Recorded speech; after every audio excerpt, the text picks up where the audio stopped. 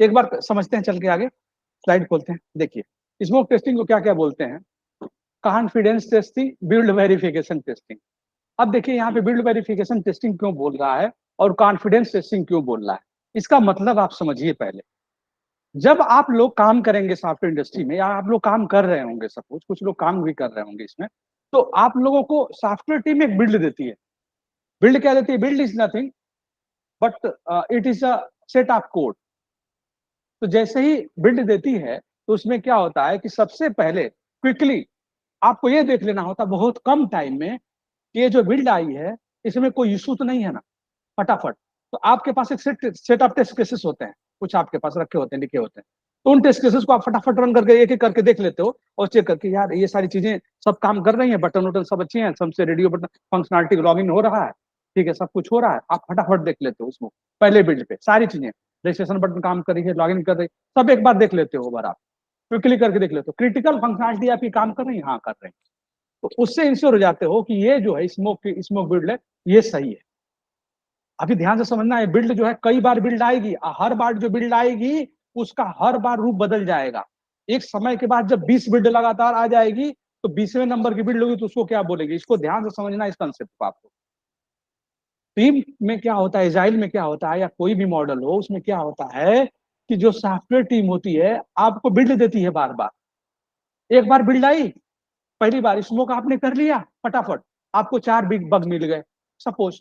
जैसे ही 4 बग मिल गए आपको, तो आप उस 4 बग को तुरंत लॉक करेंगे, उस रिस्पेक्टिव डेवलपर को जीरा में टिकट बना देंगे आप।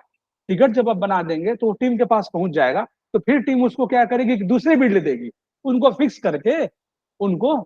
करके दूसरी बिल्ड दे देगी आप लोगों को। तो आप लोगों को जब दूसरी बिल्ड मिलेगी तो दूसरी बिल्ड होगी तो उसमें फिर टेस्टिंग करेंगे आप एक तरीके से। फिर क्विकली आप देखेंगे ये तो सही चल रहा, फिर एक बग मिल गया आपको, फिर आप वापस जाएंगे, आप आगे नहीं बढ़ेंगे, आप फिर वापस जाएंगे आप।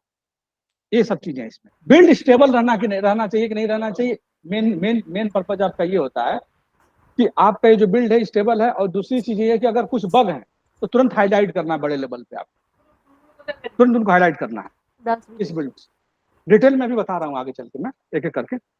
देखिए यहाँ पे इस डायग्राम से आप एक बार समझिए, ये सबसे पहले क्या हो रहा है यहाँ पे, ऊपर से देखिए अगर आप, बिल्ड सेंड फॉर फिक्सिंग नहीं, ये तो दूसरा है। सॉफ्टवेयर कोड डिप्लॉयमेंट हुआ, यहाँ पे न्यू बिल्ड क्रिएटेड हुई, इसमें परफॉर्म स्मोक टेस्टिंग हुआ।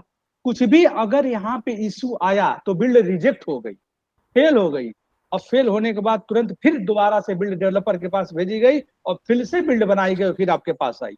अगर दूसरी जो भी मैं बता रहा था दोबारा आई, फिर आपने एक बग इशू, पहली बार में 4 बग मिला आपको, दूसरी बार में 1 मिला, फिर आपने रिजेक्ट कर दिया, तीसरी बार में मिला, तीसरी बार में आपको एक भी इशू नहीं मिला, क्विकली स्मोक टेस्टिंग आपके पास हो गई, आपने फर्दर भेज दिया।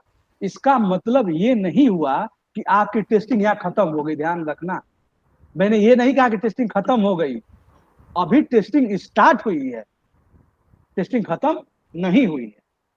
समझ आया विवेक? अभी मैं बता रहा हूँ आगे, अभी इतना समझते जाओ, थोड़ा थोड़ा समझते जाओ। सेट ऑफ टेस्ट केसेस होती हैं आपकी, एक आप बनाए आपके पास होती हैं, बताता हूँ, पहले इतना समझो। अभी इतना समझ में आ गया ना आपको, एक एक करके अभी आते जाओ, अभी इंटीग्रेट करता हूँ तो समझ में आएगा। Thank you so much. ठीक है, अच्छा दूसरी चीज क्या है, दूसरी चीज क्या है, दूसरी इंपॉर्टेंट चीज ये है, ये जो बार बार बिल्ड आपको आ रही है, ये क्यों आ रही है?